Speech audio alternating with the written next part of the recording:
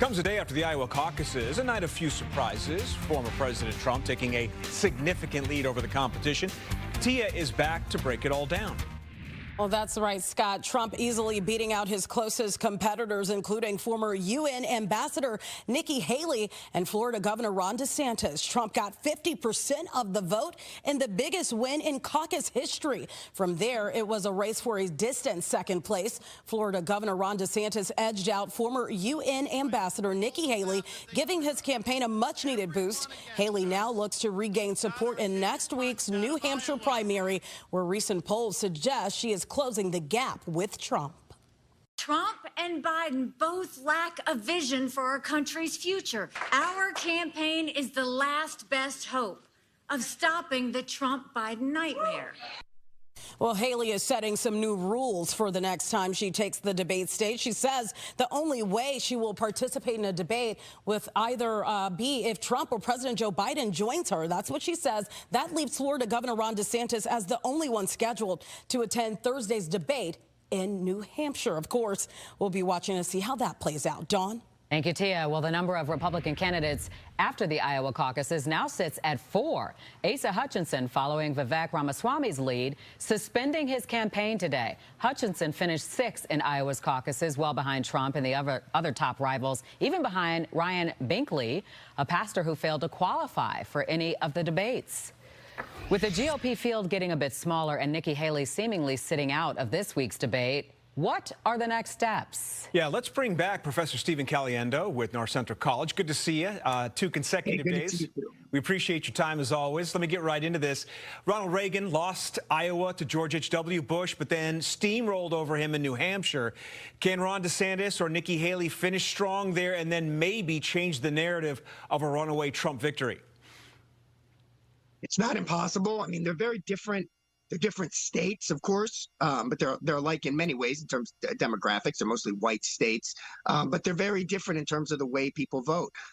We had talked about this last night, that we expected that the voter turnout last night at the caucuses to be low because of the extreme weather. It was low. I think only about 15% of eligible Republicans in Iowa came out to vote.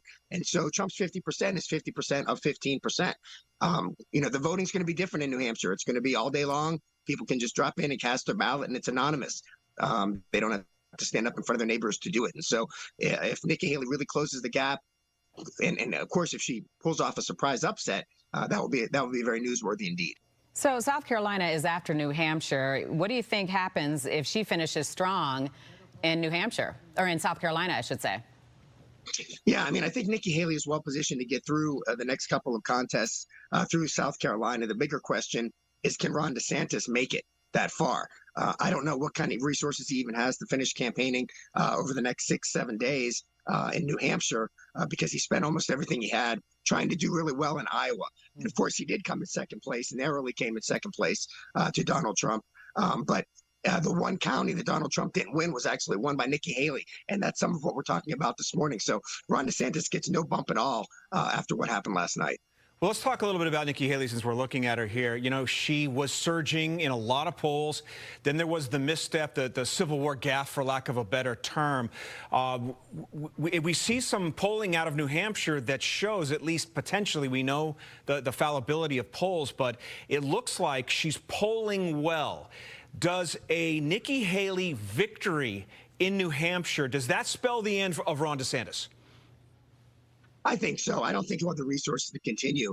And really, Scott, I mean, she stepped in it again on the race question today when she was interviewed on Fox and Friends. She said very plainly, America has never been a racist country.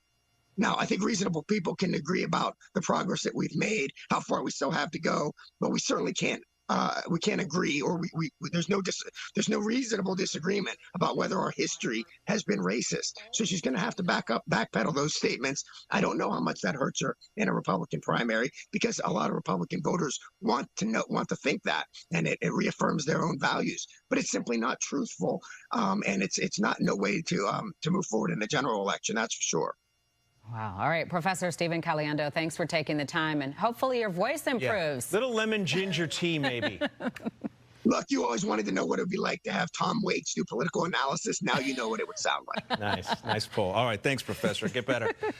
Just a day following the caucuses in Iowa, former President Trump back in court, actually. Jury selection underway today in the second defamation case brought forth by writer E. Jean Carroll. Back in May, another jury found Trump liable for sexually assaulting her back in the 90s and then defaming her in 2022, and she won. He was ordered, Trump, to pay her $5 million. This jury will decide how much Trump will pay for defaming her again in 2019 while he was president.